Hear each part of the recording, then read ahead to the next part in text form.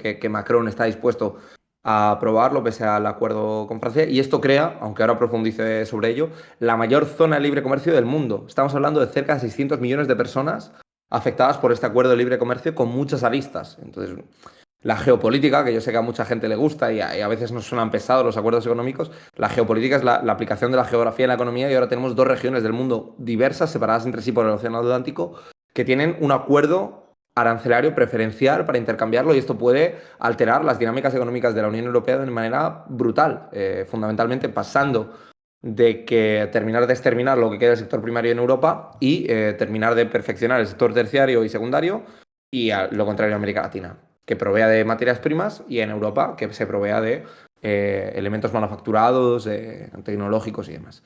Bueno, como Siempre se digo, había el dicho, mayor Néstor, acuerdo... Mm, te voy a dejar ya con el chat, pero antes eso, siempre se había dicho cuando se hablaba de las relaciones entre América Latina y la Unión Europea y en realidad el centro en general, no solo América Latina, también Estados Unidos, Japón, Canadá, bueno, todos los grandes actores centrales del sistema económico internacional, pues que había una pugna dentro de las economías nacionales latinoamericanas entre industrialización y consolidar las dinámicas de primarización de la economía, o de lo que desde el dogma libertario o liberal se viene a llamar la especialización. Siempre ha habido sectores en América Latina que eran bastante escépticos al respecto de esto, al respecto de que la especialización en efecto fuese algo bueno, algo positivo para las economías latinoamericanas. ¿Hasta qué punto, y ya te dejo a solas con el chat, hasta qué punto se cierra el debate al aprobarse este acuerdo o al avanzar este acuerdo Unión Europea-Mercosur? mm. Bueno, yo creo que, en mi opinión personal, como analista, intento dejar cualquier apreciación ideológica, aunque nunca es posible hacerlo.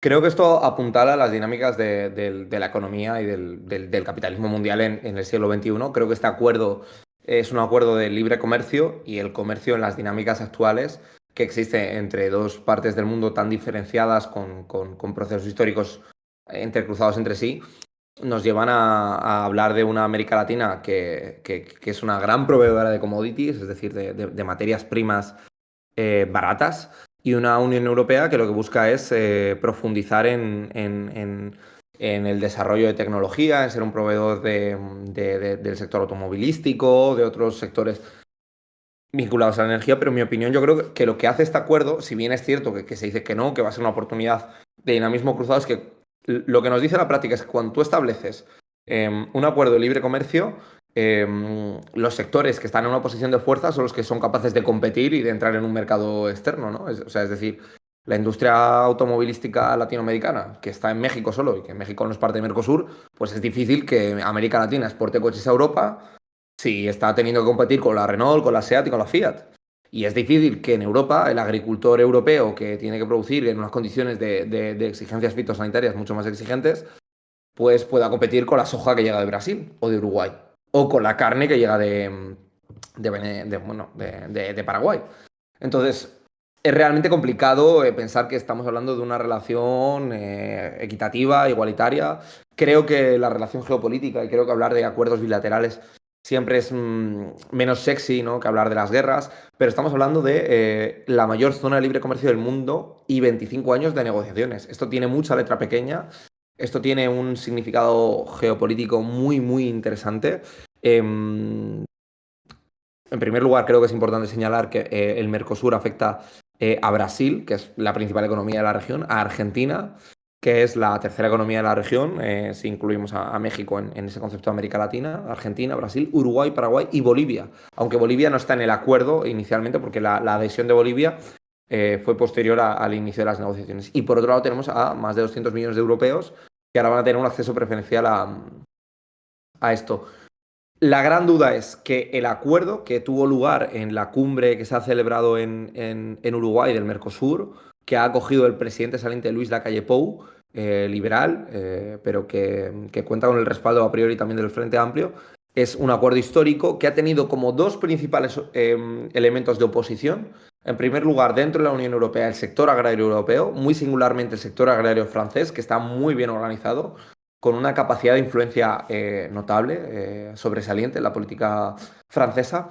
Y por otra parte, los gobiernos proteccionistas latinoamericanos, que en distintos momentos han ido modulando las aspiraciones, ¿no? Es el caso de Argentina con el peronismo, que ha tomado cierta distancia, o fue el caso, por ejemplo, del Brasil de Bolsonaro, que se negaba a aplicar un acuerdo que en su opinión no era beneficioso.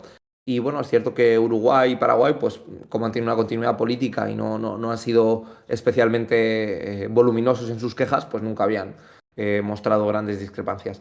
Falta ahora un proceso de ratificación complejo que tiene que pasar por distintos parlamentos, por distintos procesos, que no es seguro que se apruebe todavía, pero en la Unión Europea, el Parlamento Europeo no parece que vaya a oponerse.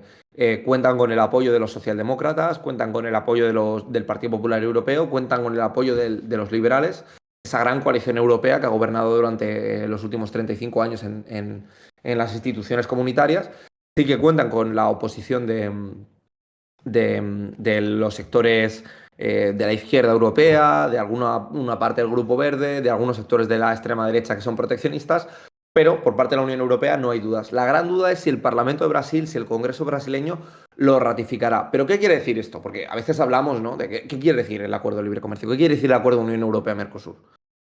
Importante, estamos hablando de una zona de libre comercio que afecta a más de 500 millones de personas y que los países de Mercosur, véase eh, como decía antes, Argentina, Brasil, Uruguay, Paraguay y Bolivia, eventualmente, van a poder intercambiar comercialmente con Europa, 27 países de Europa, con aranceles preferenciales o incluso sin ningún tipo de arancel.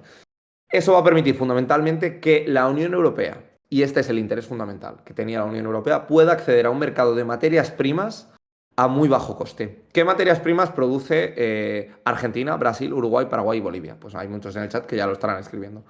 Argentina produce carne, Brasil produce soja, Uruguay produce carne y soja, Paraguay produce piensos en grandísima producción para alimentar a los ganados. Y Bolivia pues produce también materia prima barata como pueden ser vegetales y demás. Eso es lo que produce fundamentalmente América Latina en gran cantidad y de manera muy rentable. ¿Qué produce la Unión Europea que puede ser rentable?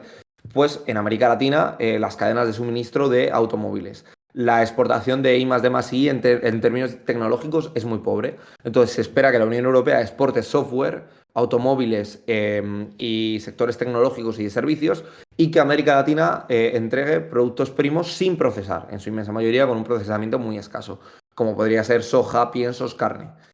Eso genera una alteración muy importante en Europa porque el sector primario europeo vería como llega un competidor donde todavía no sabemos la letra pequeña del acuerdo, es decir, todavía no sabemos si la soja que llega de Brasil va a tener los mismos requisitos fitosanitarios, porque ese es un tema recurrente, es decir, el sector primario europeo que produce maíz o que produce trigo tiene que aplicar una serie de, de- de productos que están prohibidos, ¿no? Es decir, no puede acceder a fitosanitarios, se me iba, a productos fitosanitarios que por ejemplo, pasan en Marruecos o en Sudáfrica. Ya es un problema con Marruecos o con Sudáfrica que no tienen accesos preferenciales, es decir, Marruecos o Sudáfrica ya están exportando naranja, tomate, que utiliza productos fitosanitarios prohibidos en Europa y eso ya está alterando los mercados internos europeos del sector primario. ¿Qué va a pasar con un acuerdo que ahora ya es preferencial? Es decir, Marruecos entra pagando aranceles, pero ahora vamos a tener el mercado argentino o boliviano o paraguayo que no utiliza ese tipo de legislación y por tanto nos plantea un problema existencial.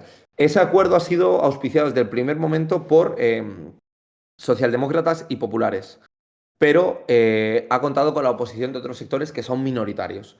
Como digo, la coyuntura geopolítica en Argentina con el peronismo o en Brasil con Bolsonaro habían dificultado siempre las condiciones. ¿Qué pasa? Que Milei, ahora mismo Milei apuesta por el libre mercado en todo su esplendor y eso facilita que se haya firmado este acuerdo.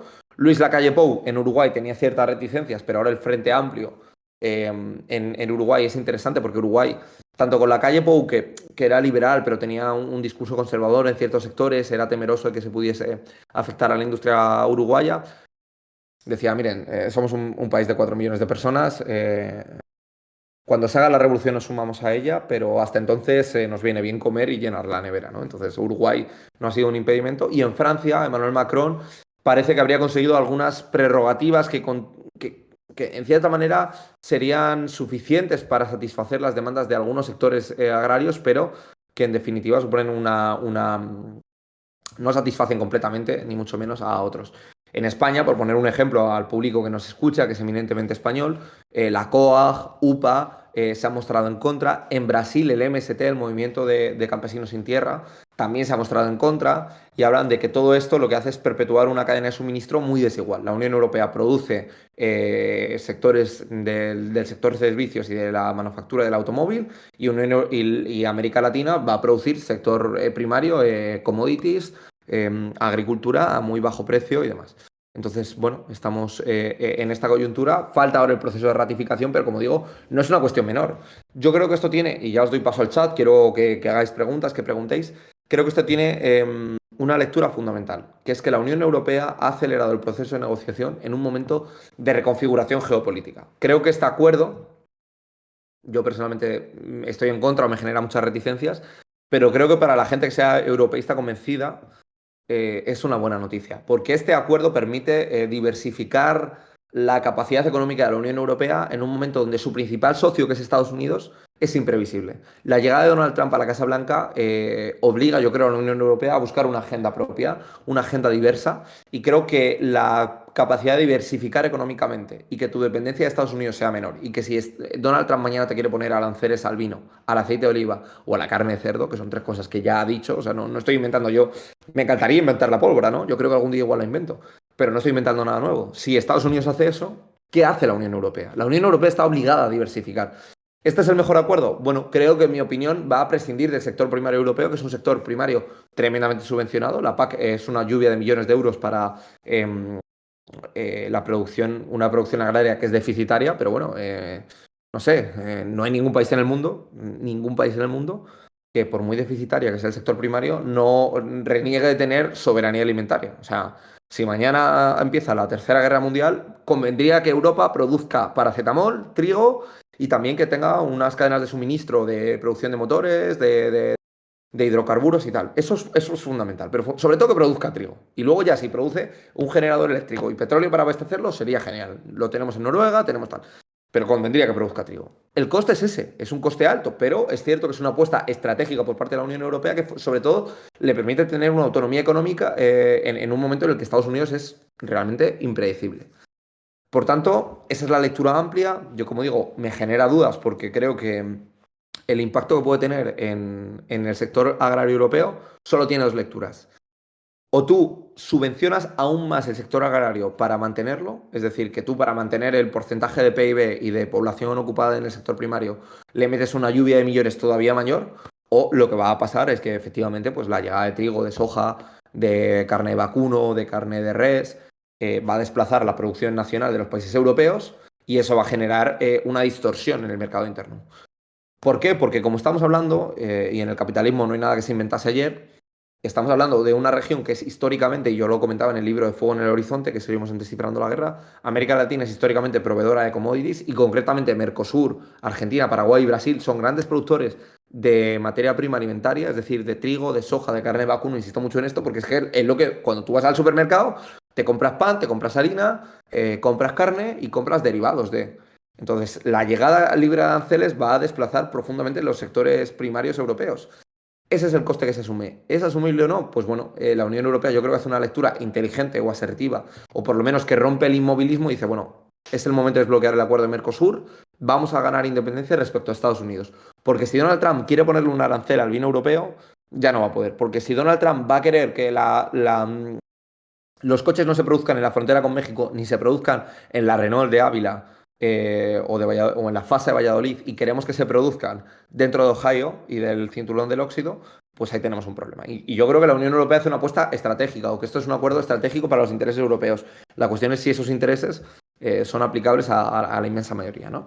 Entonces, voy un poco con vuestras preguntas, aprovecho para revisar el chat ahora después de esta introducción y me gustaría saber cómo lo veis, momento de plantear dudas, como digo, y no me parece menor, zona, acuerdo de libre comercio más grande del mundo.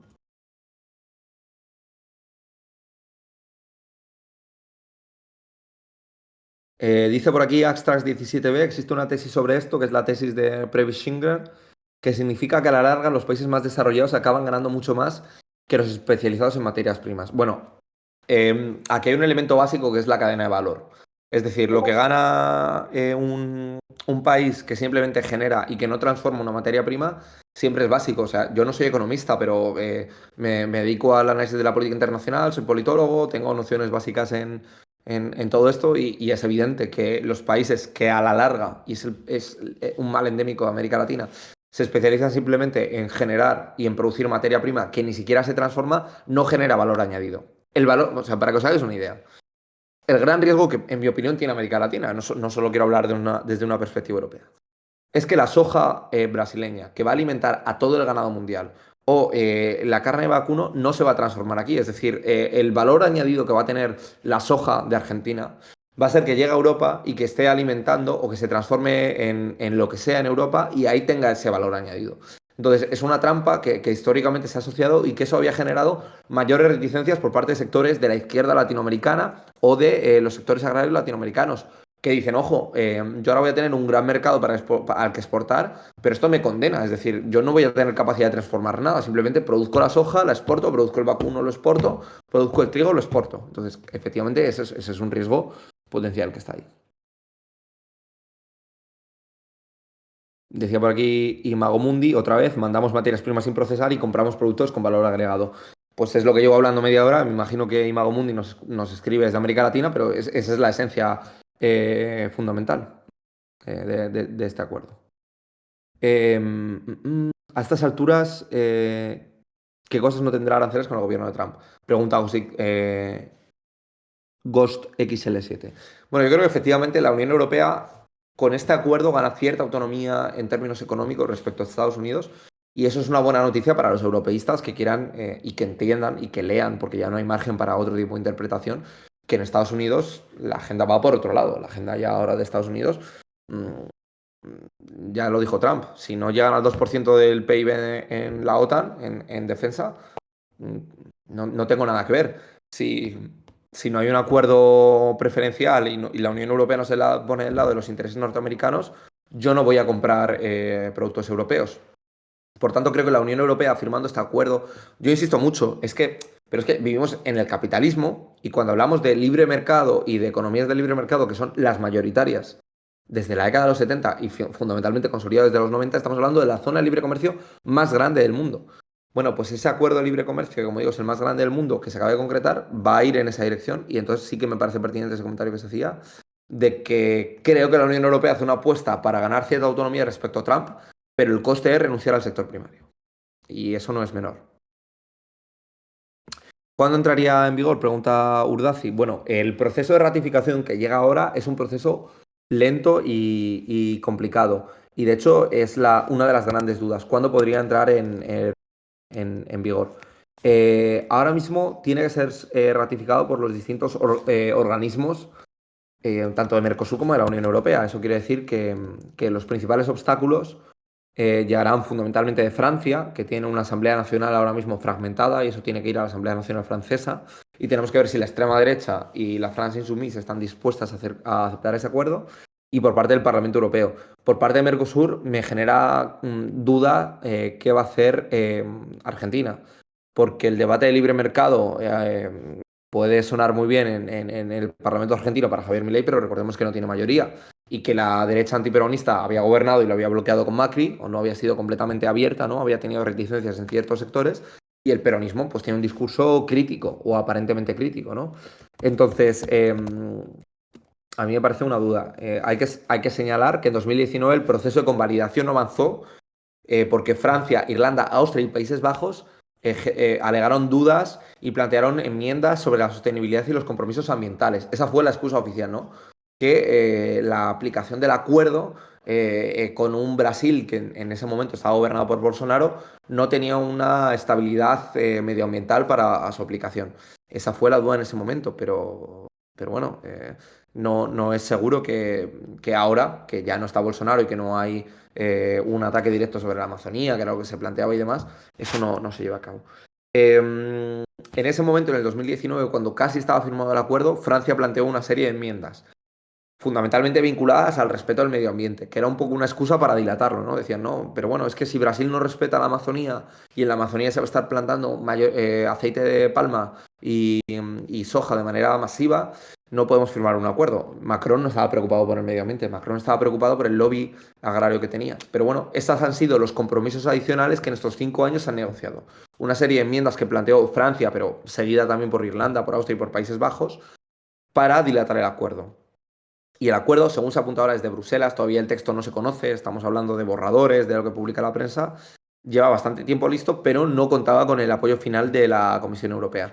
Parece que la elección de Donald Trump y los cambios geopolíticos en América Latina, con la llegada de Milei y del Frente Amplio en Uruguay, han terminado de allanarlo, ¿no? El punto fundamental es París. ¿Qué pasa en París? Si en París hay una oposición clara, tiene la capacidad de vetarlo, pero parece que Emmanuel Macron ha hecho un análisis, una lectura y apuesta por reforzar la presencia de sectores industriales en Francia frente a un sector primario que efectivamente está muy bien organizado y es poderoso, pero representa electoralmente y sociológicamente un sector cada vez menor y menos importante. Eh, la Unión Europea, ¿qué lee? Que un acuerdo con Mercosur es una manera de contrarrestar a China y de ganar independencia, una independencia relativa de Estados Unidos.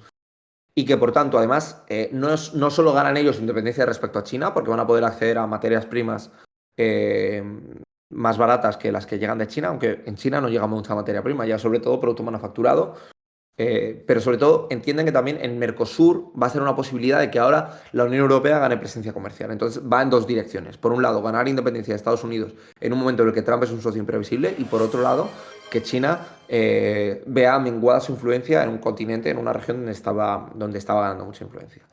En todo esto es muy importante el papel de Brasil. Yo insisto mucho en el papel de Brasil porque, como digo, Bolsonaro fue clave para que no se aplicase y la excusa fue el tema medioambiental.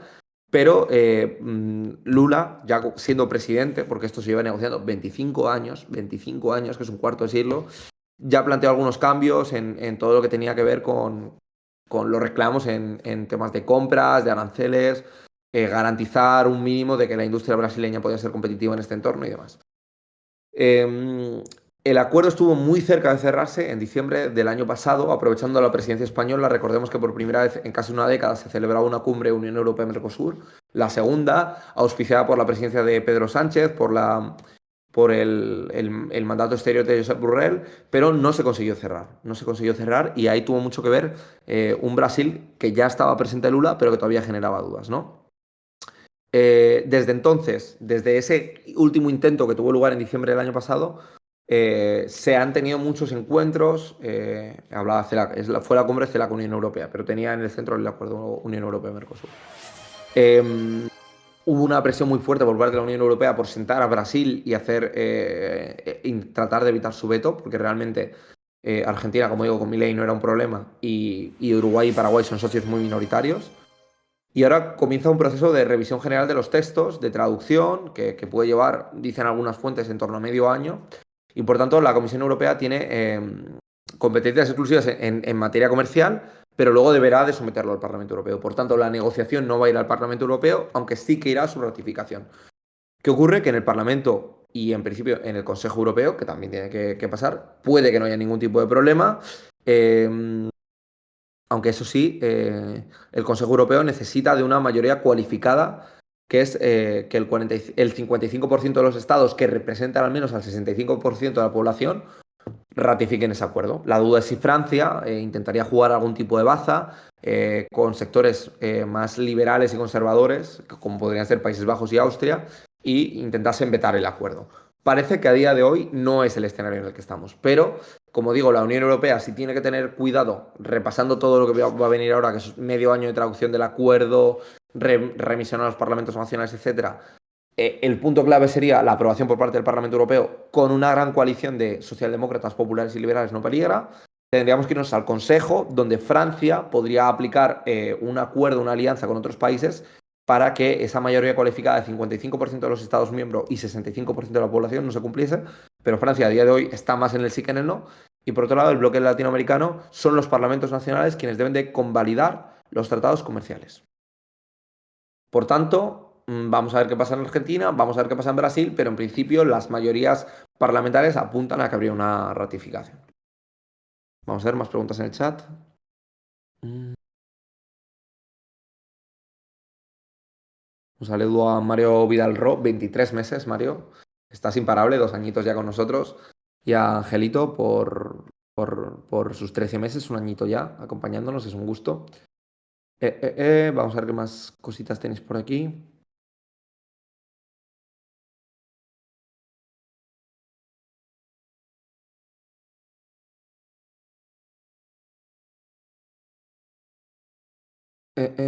Si la Unión Europea financiara fuertemente el sector primario, no haría que estos productos ah, ah. no haría que nos importaran estos productos de Latinoamérica y por tanto se anulara el acuerdo. Pregunta Tirano Blanc 1. O sea, la Unión Europea hace un acuerdo desde el principio de los tiempos, desde su composición originaria, que es la PAC, la Política Agraria Común, que financia y trata de mantener. La PAC lo que busca es mantener unos mínimos de producción agraria en todos los países, tratando de respetar los elementos prioritarios de la producción nacional en cada uno de los países y que por tanto, pues España, si tiene producción cerealística, respete el elemento cerealístico, y que si tal país tiene producción de vacuno, respete el vacuno, y que si tal país tiene producción de aceite vegetal, respete el aceite vegetal, y ya está subvencionado. Y la Unión Europea siempre ha sabido que la agricultura europea es deficitaria, fundamentalmente porque, aunque hay un altísimo grado de tecnificación, hay unas restricciones fitosanitarias y hay unos salarios que no son competitivos con países como América Latina, fundamentalmente, que tienen mano de obra muy barata y no tienen restricciones fitosanitarias, entonces pueden aplicar cualquier tipo de fertilizante y de producto químico para fomentar la producción, y de África. Es decir, en Turquía, en Sudáfrica o en Marruecos se produce un tomate y una naranja muy barata. Y ellos le pagan 4 duros a los que lo producen, a los que lo recogen, y no les importa echar 4 kilos de producto químico para que salga una naranja súper brillante y demás. Entonces, la producción agraria europea siempre ha sido deficitaria. La cuestión fundamental es si es estratégica. Claro, la lógica en cualquier libro de geopolítica y de economía básica aplicada te va a decir que la agricultura es un sector estratégico. Porque si tu pueblo no come, pues mala solución tiene. Entonces, eso es el aspecto fundamental eh, que prima en la lógica europea y que hasta ahora ha hecho que la PAC siga aplicándose, pese a ser, desde un punto de vista económico, deficitario, ¿no? Entonces, bueno, pues vamos a ver qué tiene que ver.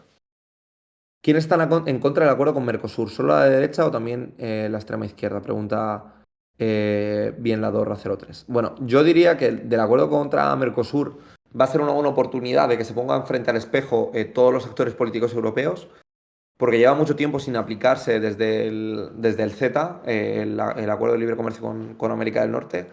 Yo creo que no se ha ratificado ningún acuerdo de libre comercio y si se han ratificado son acuerdos menores. Estoy pensando porque además yo he estado 2 años trabajando en Bruselas y tratábamos esos temas. Entonces va a ser una oportunidad que se pongan frente al espejo todos. Creo que hay una oposición general, en primer lugar, del sector agrario europeo y diría que de algunos sectores agrarios latinoamericanos, porque saben que en este nivel, cuando se aplica un acuerdo de libre comercio tan grande, es decir, la Unión Europea no es que, o sea, no se hace, este acuerdo no se hace pensando en el sector agrario de Hungría, de Portugal o de Austria, se hace pensando en mayoritario. Lo que va a sobrevivir a este acuerdo de libre comercio van a ser los sectores ultracompetitivos. El aceite de oliva español se va a seguir produciendo. Lo que no sé es si se va a producir la remolacha. O sea, la remolacha de Valladolid, de Valencia y de Salamanca va a ser deficitaria, porque vas a tener azúcar de caña que te está llegando de todos estos países mucho más barato y que te va a reventar el mercado. Entonces, lo mismo va a pasar en Brasil, que a lo mejor hay ciertos sectores agrarios que incluso están en contra. Por tanto, ¿quiénes están en contra? Sectores agrarios tanto en la Unión Europea como en Latinoamérica. El MST, el Movimiento de Trabajadores sin Tierra de Brasil, está en contra, me parece muy significativo porque es una organización agraria de mucho peso. Pero es cierto que aquellas industrias o sectores agrarios que estén altamente especializados van a tener un gran desarrollo económico. Es previsible que la SEAT, que Fiat exporten masivamente coches a América Latina. Es previsible que el software que se genere en Europa llegue con condiciones preferenciales a América Latina y que por tanto las empresas latinoamericanas contraten ese software o incluso los gobiernos latinoamericanos. Es posible que los servicios de aseguradoras, bancos y demás lleguen en condiciones preferenciales a América Latina, y es muy posible que la soja, el vacuno, el azúcar, etcétera, lleguen en condiciones favorables a Europa desde América Latina. Esos son. Por tanto, yo diría que el gran acuerdo, el elemento que va a nuclear el apoyo va a ser en el Parlamento Europeo, la gran coalición, liberales, socialdemócratas y populares. Yo creo que la extrema derecha, aunque no me atrevería a decirlo con seguridad, de Le Pen, pero también de Orbán, puede que voten a favor o se abstengan, pero va a haber importantes sectores de la extrema derecha proteccionista que se opongan. Y va a haber sectores de la izquierda, de la izquierda europea, que se opongan también. Entonces yo creo que ahí va a estar el foco. Aunque como digo, si hay dos países que son claves son Brasil, que Brasil sabe que tiene mucho que perder porque es un país muy grande y por tanto tiene un grado de diversificación económica importante y sabe que la industria brasileña está en juego y que los sectores agrarios brasileños que son deficitarios, como puede ser a lo mejor pues ciertos sectores que no son súper rentables, que están en duda, van a quedar desplazados por productos europeos que llegan más baratos, y Francia. Entonces, si hay dos países donde hay que seguir es el Parlamento de Brasil. Vamos a ver qué hace el PT. Parece que el PT con Lula va a aprobar esto y va a tener que buscar un apoyo en un Parlamento brasileño hiperfragmentado en los sectores liberales. Me genera dudas qué va a hacer el PCdoB, el Partido Comunista de Brasil, el Partido de los Trabajadores de Brasil y demás. Y me gustaría ver qué hace Bolsonaro y su entorno político. Y por otro lado, Francia, que como digo, tiene una fragmentación importante y que, sobre todo, no tanto en su parlamento, sino en la comisión, puede jugar o puede intentar jugar al veto. Pregunta Vilas 900. Entonces, ¿las regulaciones de la Unión Europea solo se aplican al producto primario que se produce dentro de la UE? Pues en parte sí, porque, y esto es curioso porque es lo que digo, con Turquía o con Marruecos entra masivamente productos agrarios que no cumplen las condiciones ni fitosanitarias ni laborales. Es decir, la Unión Europea, y es difícil, es que es muy difícil. O sea, ¿tú cómo garantizas que tus condiciones laborales, que es que un trabajador en me da igual, es que me da igual si es en Finlandia o me da igual si es en Francia. Esta gente tiene un salario mínimo de 8, 10 o 12 o 14 o 16 euros la hora. ¿Tú cómo garantizas que el trabajador tunecino o sudafricano te produce esas condiciones? Y la legislación sudafricana, marroquí o turca no te impide usar pues, un fungicida, un tipo de fosfato que esté prohibido en Europa y demás. Entonces, existe competencia desleal, existe ya. Y la cuestión es que la Unión Europea a interna es capaz de fijar una normativa, pero a la externa no es capaz de obligar, evidentemente, a que en Marruecos se aplique un producto fitosanitario que no existe. Más preguntas por aquí. ¿Podrá ser malo para los consumidores europeos? ¿En qué aspecto? Me parece clave esta pregunta porque creo que la opinión pública en algún momento va a irse también a este aspecto. Lo pregunta Brion Max. Bueno, yo creo que los productos que van a llegar tienen menos condiciones y garantías sanitarias. Pero es cierto que yo que he vivido en América Latina, pues puedo decir que es cierto que los requisitos son menores, pero no es un nivel de insalubridad total, no existe una garantía cero. La Unión Europea, uno de los aspectos que negoció especialmente fue el tema de garantías y derechos de los consumidores, de que exista una cadena de suministro segura que garantice pues, una cadena de frío, un seguimiento del producto en origen y en destino. Pero es cierto que, evidentemente, los estándares de consumo son menores. Entonces, ¿derechos de los consumidores se van a ver perdidos? Pues sí, porque el producto que llega no llega con las mismas condiciones que las que se producen en Europa. ¿Son condiciones seguras? Pues sí, pero no son tan seguras quizá como los estándares que existen. Ahí está la duda o la cuestión de que mucha gente dice, bueno, es que los estándares europeos son excesivos. Bueno, puede ser, pero bueno, quizá no. Eh, son demasiados, pero son los que tenemos y los que van a llegar no están en ese punto.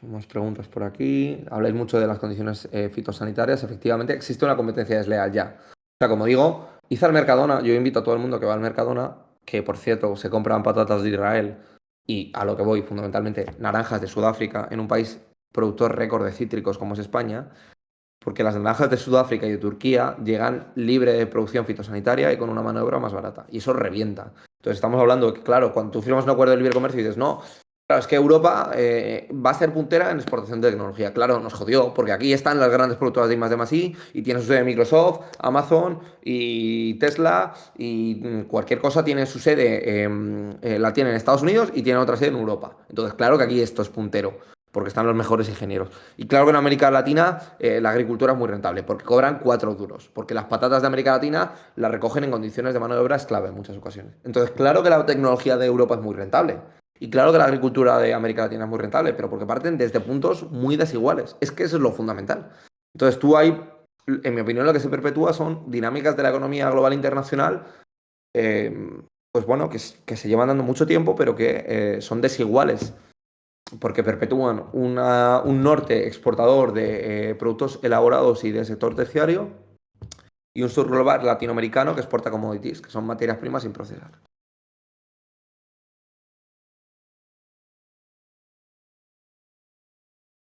Micpar pregunta, muy buena pregunta. ¿Crees que la Unión Europea produce alguna manufactura que no pueda vender en los países de Latinoamérica, China, ya de una manera mucho más rentable y competitiva? Bueno, vamos a ver. Muy buena pregunta. En primer lugar, hay que señalar que China tiene una presencia en América Latina desde hace 2 días, como quien dice. Es decir, China lleva 20 o 25 años. Por ejemplo, China, a Huawei nadie le puede competir. No hay ninguna empresa de telefonía que le pueda competir a Huawei. Pero Telefónica, que no es puntera y que no ofrece exactamente los mismos servicios, tiene una presencia desde hace 50 años. Y desde hace 50 años Telefónica construyó las redes de comunicación que existen en Brasil, en Venezuela y en Colombia. Por tanto, tiene una ventaja competitiva porque ya estaba allí. China produce coches eléctricos muy baratos. Pero Renault, gracias al lobby tan bueno que existe, ha sido capaz de generar plantas allí con mucha anterioridad. Entonces, si empezásemos en un punto de cero, China es más competitiva. Pero como hay una inercia histórica, España y Brasil juegan un papel de influencia, incluso los Países Bajos con sus antiguas colonias, y por tanto tiene una importancia. Entonces, hay que añadir otro punto, que es que, bueno, América Latina, geográficamente, eh, aunque ahora existan rutas comerciales que son más rentables, pero si tú miras lo que es la distancia, bueno, China no está tan cerca.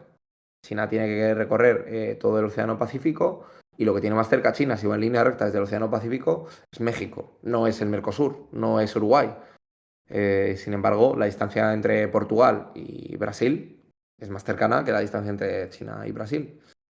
Lo estoy diciendo ahora mismo sin a grandes rasgos, pero vamos, estoy casi seguro, ¿no? O sea, ahora igual alguien me puede decir que no es así, pero diría que sí. Por tanto, no es tan fácil hacer la comparación, eh, porque como digo, China y la Unión Europea no compiten en mismos términos. Entonces, por tanto, hay que, hay que verlo con esa distancia temporal y espacial que ha generado una ventaja competitiva para Europa y no así para China. Y además hay países de América Latina que entienden que ellos están en una estrategia de desarrollo mundial, de disputa geopolítica, y que lo que a ellos les interesa es diversificar las alianzas. Y es un poco, por ejemplo, la política de Uruguay, que dice, bueno, me viene muy bien China, pero yo no renuncio al mercado europeo. O Javier Milei dice, bueno, China, todo lo que he hecho muy bien, pero bueno, si puedo llegar a un acuerdo bien, y sobre todo la Unión Europea, si me mete materia prima no, pero si me mete manufacturas en mejores condiciones, ¿por qué voy a decirle yo que no?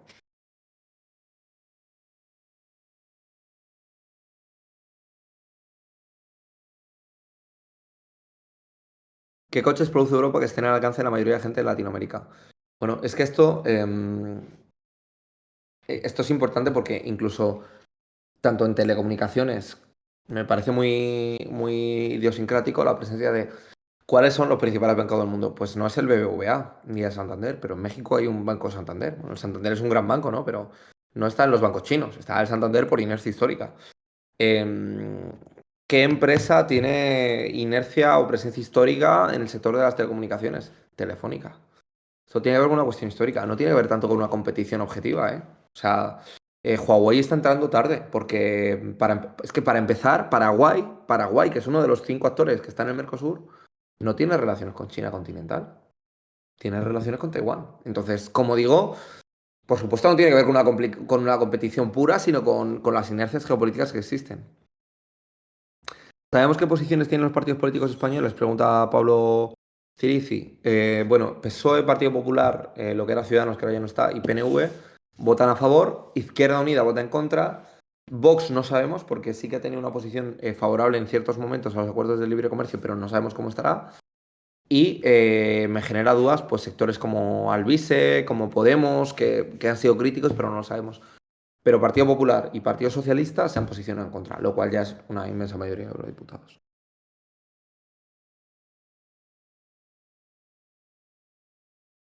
Más dudas.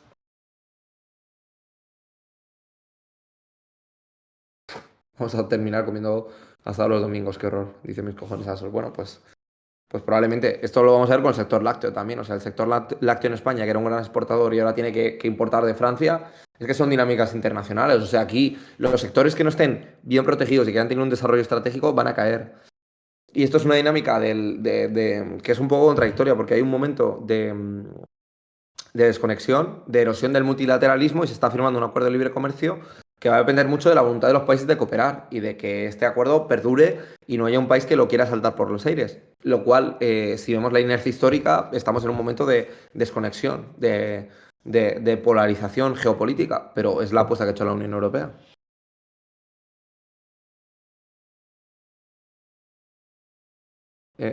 Con las fresas de Marruecos que nos dicen por aquí furgonómetro, efectivamente es lo mismo, es lo mismo. ¿Cuál es la postura de Polonia? Que ya se quejaba de la venta de producto agrícola de Ucrania.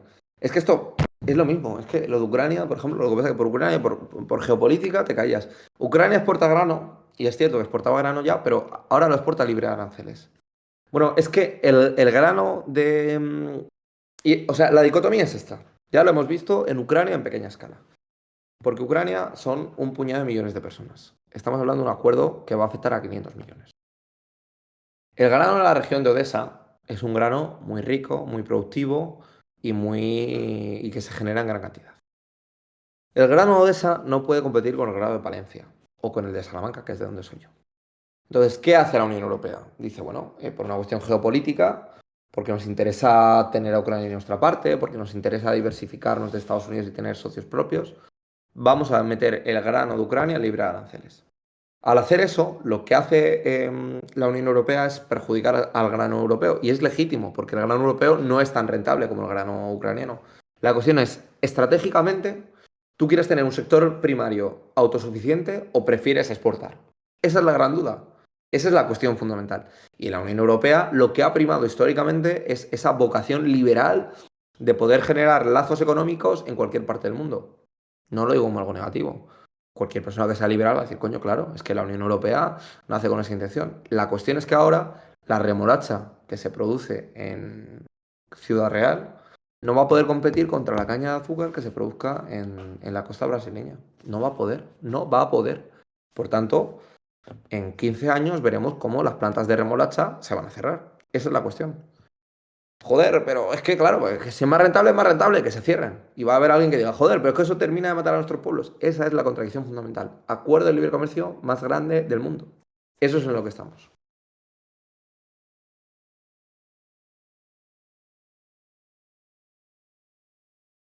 ¿Beneficia este acuerdo al futuro económico de Argentina? ¿Y qué hay que habrá del conflicto con el sector primario? ¿Habrá movilizaciones en Europa? Pregunta Sherlock 319. Pues fíjate que hay un elemento que es contradictorio, que yo creo que tanto la economía europea como la economía de Mercosur van a salir beneficiadas en términos macroeconómicos. Es decir, si Argentina produce soja para todo el mundo, porque Argentina produce soja para todo el mundo y carne de vacuno para todo el mundo, y son punteros en el desarrollo de soja y saben cuánto hay que regar de soja y qué fertilizante hay que poner, y saben que al vacuno le viene bien que le dé sol por la tarde de 2 a 3 y que le pongan música de tal, y lo saben mejor que los productores de vacuno de Portugal, pues son muy buenos en eso. Entonces, probablemente sectores que ya están especializados ganen en el PIB. Entonces, yo creo que en datos macroeconómicos, probablemente un acuerdo de libre comercio, salvo que se firme en condiciones muy desfavorables, fomenta la producción económica de sectores especializados. La cuestión es que los sectores que no están especializados van a desaparecer o van a estar en términos profundamente deficitarios.